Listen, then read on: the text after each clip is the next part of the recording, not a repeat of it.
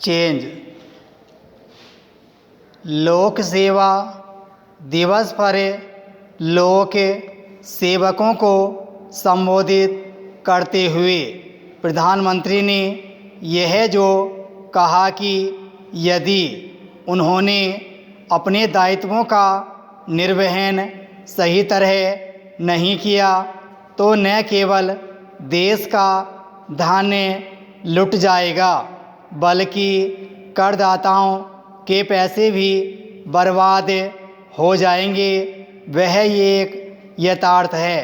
समस्याओं के समाधान और विकास योजनाओं को गति देने में जितनी महती भूमिका लोक सेवकों की है उतनी अन्य किसी की नहीं।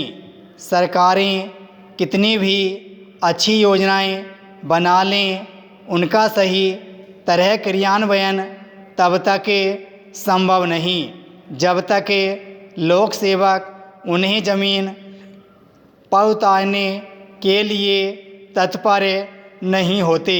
लोक सेवकों से केवल यही अपेक्षित नहीं होता कि वे सरकारी योजनाओं पर सही तरह अमल करें, उनसे यह भी अपेक्षित होता है कि वे जनता की समस्याओं के समाधान को लेकर सचेत रहें। उनका एक अन्य दायित्व यह भी होता है कि वे सरकारी तंत्र में व्याप्त भ्रष्टाचार पर लगाम लगाएं।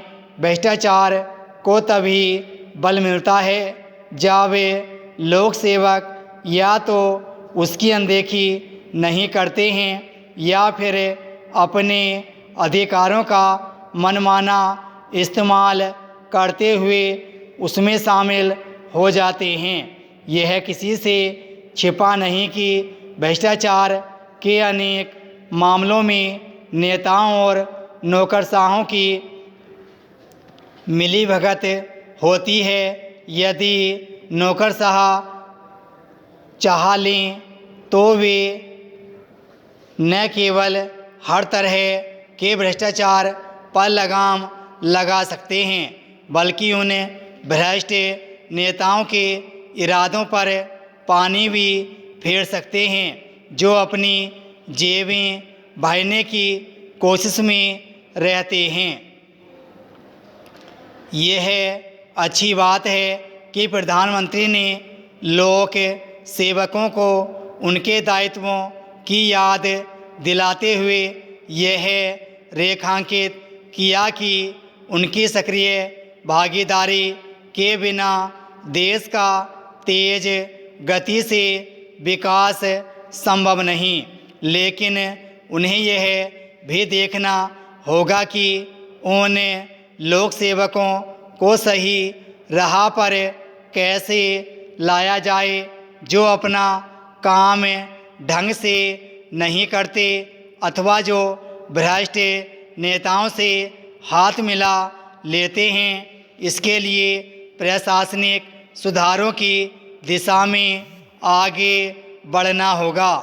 एक और जहां ऐसा वातावरण बनाने की आवश्यकता है कि लोक सेवक बिना किसी भय संकोच अपना काम कर सकें, वहीं दूसरी ओर उनके कार्यों की सतत निगरानी भी सुनिश्चित करनी होगी। निःसंदेह सरकारें सब कुछ नहीं कर सकती, लेकिन ऐसा माहौल तो बना ही सकती हैं कि जो भी कार्य होने हैं वे सरलता से हों। इस लक्ष्य की प्राप्ति लोक सेवकों की सजगता से ही संभव है।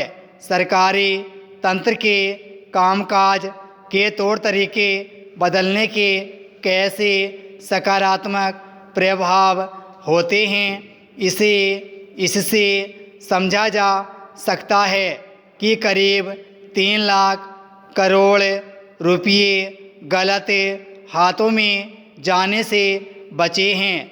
यह एक बड़ी उपलब्धि है, लेकिन सरकारी योजनाओं को अभी और प्रभावी तरीके से ज़मीन पर उतारने की चुनौती है। सौभाग्य से अब वह स्थिति नहीं जिसमें सरकारी कोष के 1 रुपये में से 90 पैसे बिचौलियों की भेंट चढ़ जाते थे, लेकिन सरकारी तंत्र में भ्रष्टाचार तो अभी भी है।